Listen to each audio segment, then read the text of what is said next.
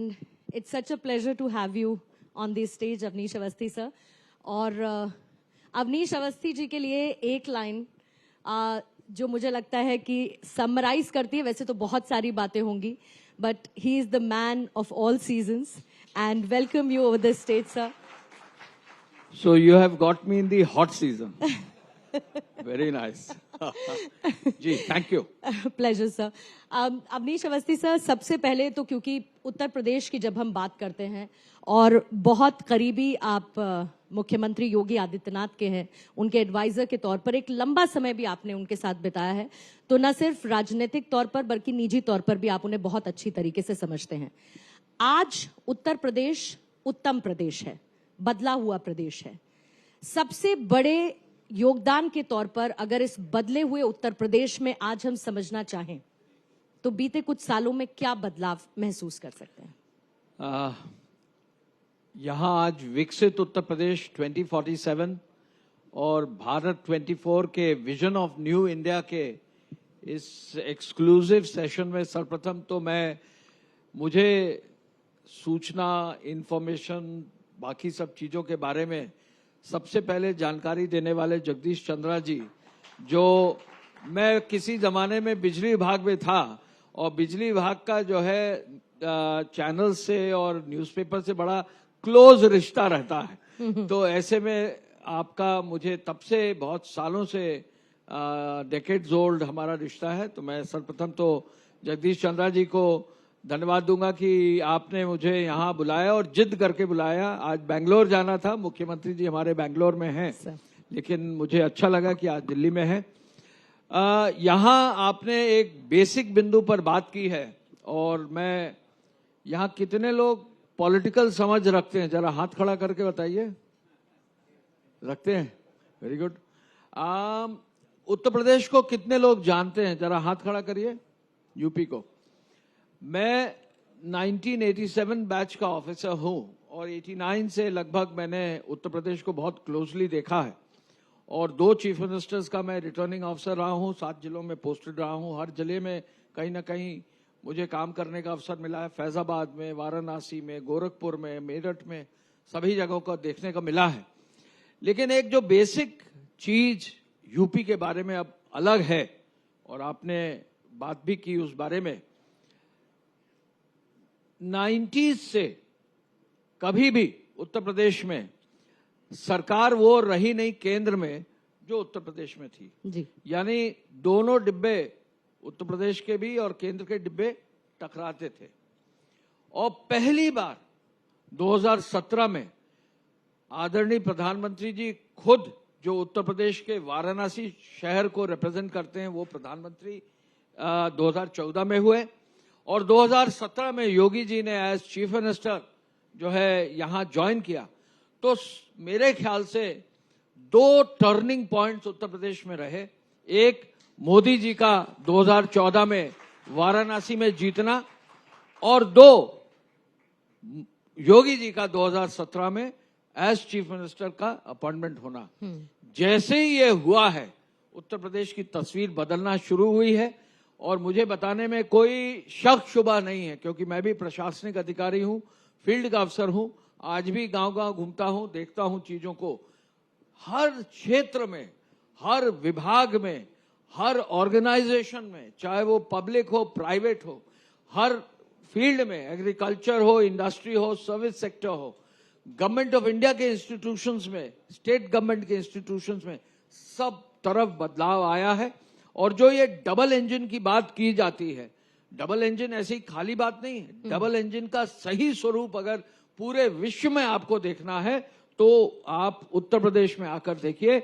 और उत्तर प्रदेश की growth rate India की ग्रोथ रेट से बेटर है.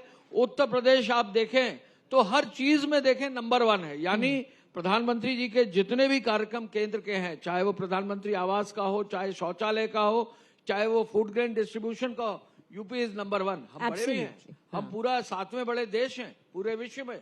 तो ऐसे में हमको आगे रहना है. तो यूपी का इंजन देश के इंजन के साथ जब जुड़ा है तो यूपी जो है अब जो पावर दे रहा है वो देश को आगे बढ़ाने के लिए दे रहा है.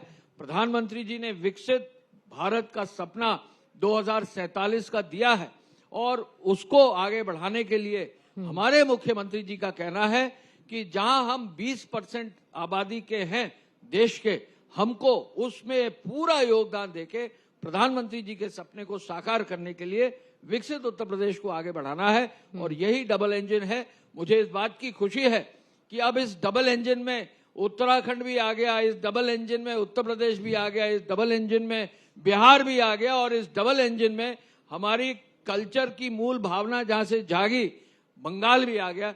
तो ये पूरी जो बेल्ट नॉर्दर्न है, इस बेल्ट में पहली बार ऐसा हो रहा है कि केंद्र की सरकार और प्रदेशों की सरकार एक है। बिल्कुल, और जिस विकास के रोड मैप के साथ आप लोग चलते हैं सर, ऐसा लगता है कि हर राज्य को मिला के आने वाले समय में डबल इंजन की सरकार अगर देखने को मिलेगी तो कोई बड़ी बात नहीं है। लेकिन खास तौर पर अगर मैं एक चीज और बताना चाहूंगा, जगदीश जी बहुत पुराने पॉलिटिकल एनालिस्ट हैं।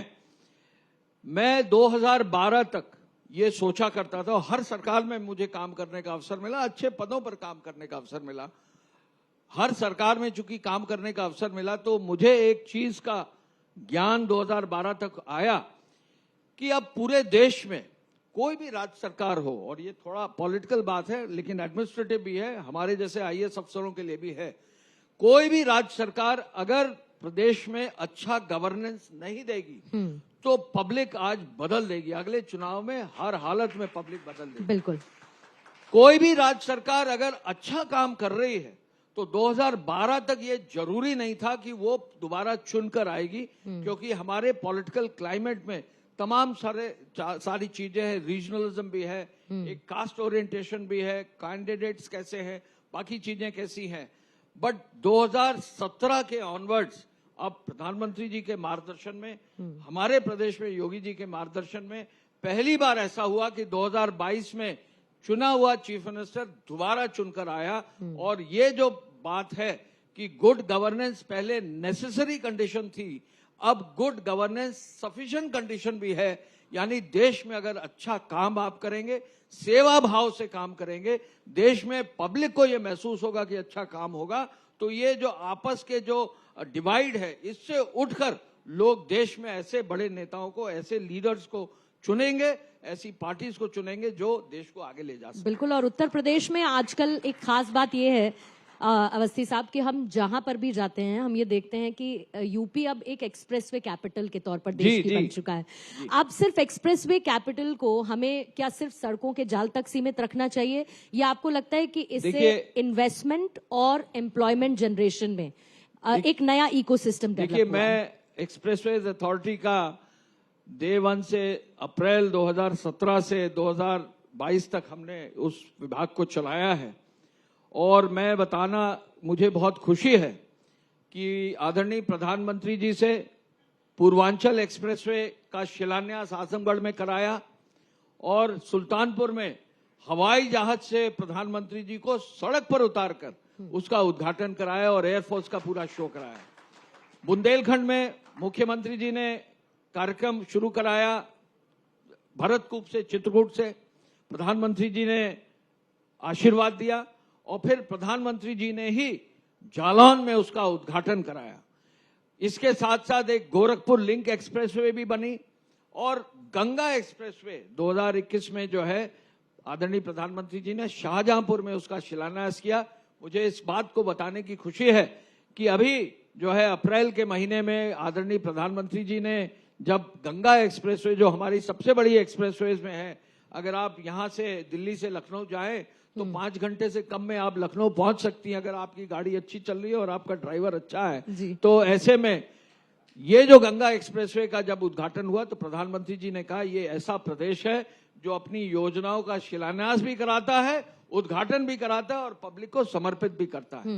तो हमारा एक्सप्रेसवे प्रदेश पूरे देश का 60% एक्सप्रेसवे का जो है ओनर है। आगे भी बहुत जल्दी ही अभी कानपुर लखनऊ एक्सप्रेसवे जो NHAI ने बनाई है उसका भी उद्घाटन आदरणीय प्रधानमंत्री जी से होने जा रहा है। तो हमारी एक्सप्रेसवेज का नेटवर्क और बढ़ेगा। 5 नई एक्सप्रेसवेज का लैंड एक्विजिशन शुरू हो गया है, वो भी आगे होगा और एक विंध्य एक्सप्रेसवे भी बहुत जल्दी बनने जा रही है जो प्रयागराज से इलाहाबाद से होते हुए आगे झारखंड और जो है छत्तीसगढ़ के बॉर्डर तक जाएगी। तो पूरा प्रदेश एक्सप्रेसवे प्रदेश है। आपने एक प्रश्न पूछा कि इसका अकेले सड़क है कि नहीं, मैं आपको बताना चाहूंगा कुंभ का जो आयोजन 2025 में हुआ जनवरी फरवरी में, ये आयोजन संभव ही नहीं हो सकता था अगर हमारे एक्सप्रेसवेज नहीं होते। तो टूरिज्म सेकंड, इन एक्सप्रेसवेज के किनारे लगभग 31 जगहों पर नए इंडस्ट्रियल एरियाज आ रहे हैं। इंडस्ट्रियल एरिया आ रहे हैं मतलब नई फैक्ट्रीज आ रही, कई का कंस्ट्रक्शन शुरू हो गया। और अगर इंडस्ट्रियल एरियाज आएंगे तो एम्प्लॉयमेंट होगा, यूथ को रोजगार मिलेगा। अल्टीमेट हमारा टारगेट क्या है कि हम अपने यूथ को स्किल करें, मजबूत करें, ऐसा रोजगार दें कि वो अपने पैरों पर खड़े होकर देश को आगे बढ़ा सके। और जब 2017 में योगी सरकार आई अवस्थी सर, तो बहुत गिने चुने ऑपरेशनल एयरपोर्ट, हमारे यूपी की एक्सप्रेसवेज में कितने लोग चल चुके हैं, जरा हाथ खड़ा करिए, ये देखिए, आपको उत्तर यहीं मिल जा रहा है। बिल्कुल, बहुत आसानी है और हम लोगों के लिए बड़ा फायदा है। एक तो समय की भी बचत होती है और फिर आपने कहा ड्राइवर और गाड़ी अच्छी है तो मैंने तो एक जगह कहीं देखा, किसी ने कहा कि अगर जल्दी पहुंच जाएंगे तो करेंगे क्या, तो जल्दी पहुंच जाएंगे तो आप बहुत अच्छे अच्छे काम कर सकते हैं, नदी नहा सकते हैं, काम आगे बढ़ा सकते हैं जी। मैंने एयरपोर्ट्स की बात की सर, 2017 में बहुत गिने चुने ऑपरेशनल एयरपोर्ट्स थे, but a huge round of applause पहले तो जेवर एयरपोर्ट के लिए, और किस तरीके से हमने एनसीआर में बदलती हुई तस्वीर देखी है। Marvellous change sir, congratulations for that.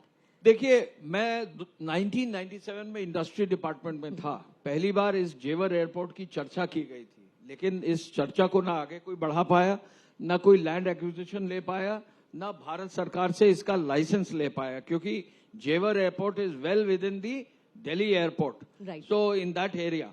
तो उस पूरी व्यवस्था को 2017 में माननीय मुख्यमंत्री जी ने शुरू कराया। प्रधानमंत्री जी ने उसका शिलान्यास जेवर एयरपोर्ट का किया जब हमारे पास पूरी लैंड हो गई, और फिर आदरणीय प्रधानमंत्री जी ने उसका उद्घाटन भी किया। तो again, how many of you know that जेवर एयरपोर्ट हैज 5 प्रपोज्ड रनवेज, अभी तो एक ही बना है।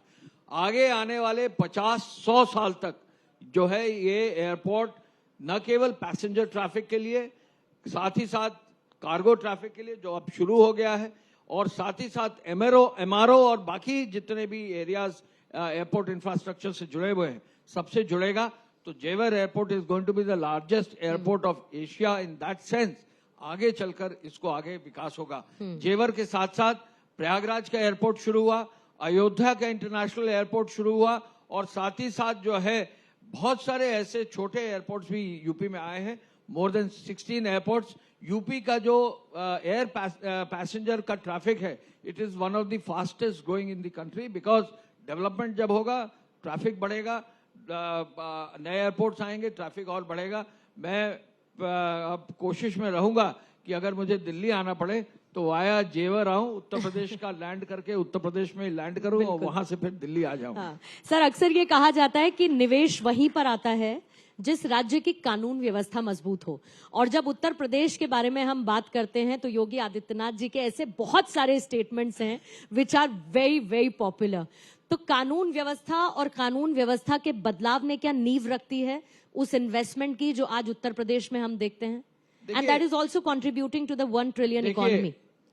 अगर हम कानून व्यवस्था की बात करें, चूंकि मैं होम सेक्रेटरी लंबे समय तक रहा हूं और सर की टीम का पार्ट रहा हूं, 2017 में आते हुए मुख्यमंत्री जी ने तय किया, और ये बेसिक प्रिंसिपल डेमोक्रेसी का है वर्ल्ड ओवर। आज की तारीख में every country of the world is facing challenges of law and order. पहली चीज उन्होंने तय की, 0 tolerance to crime and criminality and absolute implementation of rule of law. अगर आप कॉन्स्टिट्यूशन पढ़ें तो वहीं से शुरुआत होती है कि रूल ऑफ लॉ को एस्टैब्लिश करना है। मुख्यमंत्री हमारे ऐसे थे जो उन्होंने खुद संत हैं, उन्होंने कहा रूल ऑफ लॉ फॉलो होगा, एब्सोल्यूट 0 टॉलरेंस होगी।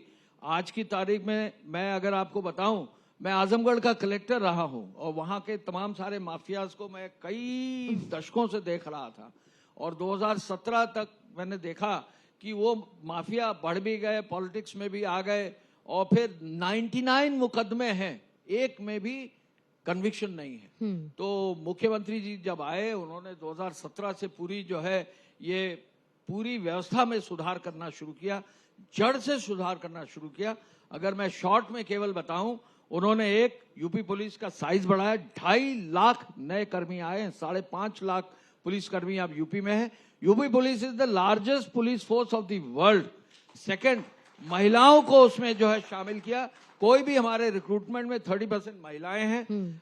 इंफ्रास्ट्रक्चर में बहुत पैसा खर्च किया, नए थाने, नए बैरक्स, नए मल्टी स्टोरीड बिल्डिंग्स, नए सेंटर्स, नया स्पेशल सिक्योरिटी फोर्स।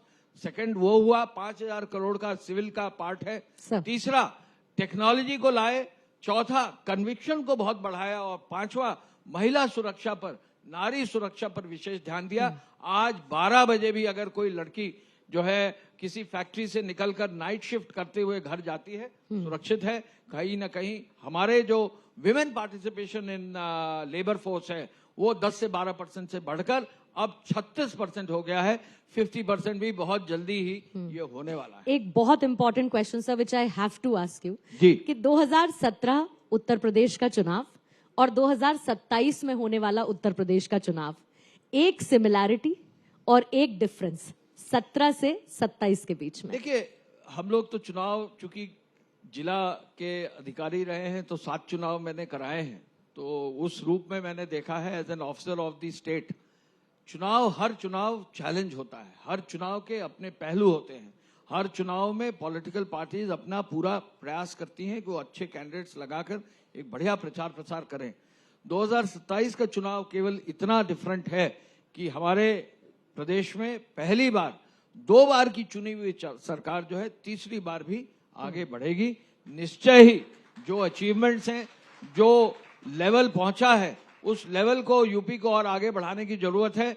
यूपी बीमारू स्टेट से, बीमारू, अगर कितने लोग बीमारू का फुल फॉर्म जानते हैं, जरा हाथ खड़ा करें, जानते हैं आप?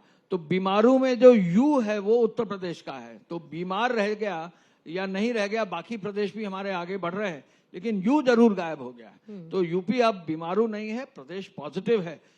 प्रयास ये होना चाहिए कि हम अपने हर यूथ को अच्छा पढ़ाएं, अच्छी जो है उसकी स्किलिंग करें, अच्छा लड़कियों को भी जो है हम अच्छा रोजगार दें, जिससे प्रदेश आगे बढ़े।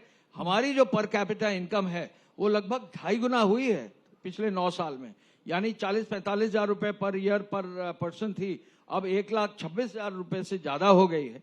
और हमारी जीएसडीपी भी जो है 2.5 गुना से ज्यादा बढ़ गई है। तो हम अपने प्रदेश के लोगों को अच्छी व्यवस्था, अच्छा लॉ एंड ऑर्डर, अच्छा इंफ्रास्ट्रक्चर, अच्छा जो है मैकेनिज्म फॉर एजुकेशन, सब तरफ अगर काम करेंगे तो प्रदेश आगे बढ़ेगा। अल्टीमेटली विकसित भारत का 47 का जो प्रधानमंत्री जी का सपना है उसको अचीव करने में यूपी अपना योगदान देगा। बिल्कुल। और बस अंत में, क्योंकि हमने लखनऊ में 2 दिन पहले एक इंसिडेंट देखी, और मैं चाहती हूं कि इस मंच से एक कंडोलेंस मैसेज उन 15 छात्रों के लिए जो उस वक्त उस बिल्डिंग में थे, जो अब हमारे बीच में नहीं है। बहुत ही ज्यादा जो है आई वुड से कि हृदय विदारक है। बच्चे जो पढ़ रहे थे, जो ट्रेनिंग ले रहे थे, जो कुछ बच्चे उसमें जो है कैसे जो है इमेजेस को डेवलप कर सकें, उस तरह की ट्रेनिंग भी ले रहे थे। तो बहुत ही हृदय विदारक है। It is extremely unfortunate. अभी कल ही मुख्यमंत्री जी ने दोबारा समीक्षा की है सभी विभाग के अधिकारियों से, ऐसी घटना आगे ना हो और जो दोषी हो उन पर बहुत सख्त से सख्त कार्रवाई। बिल्कुल, इस बात की उम्मीद की जानी चाहिए और उत्तर प्रदेश में इस तरीके की बदलती व्यवस्थाएं 4 चांद लगाएंगी, इस बात की उम्मीद हम करते हैं। Thank you so much Avnish Awasthi for being on stage. Thank you so much.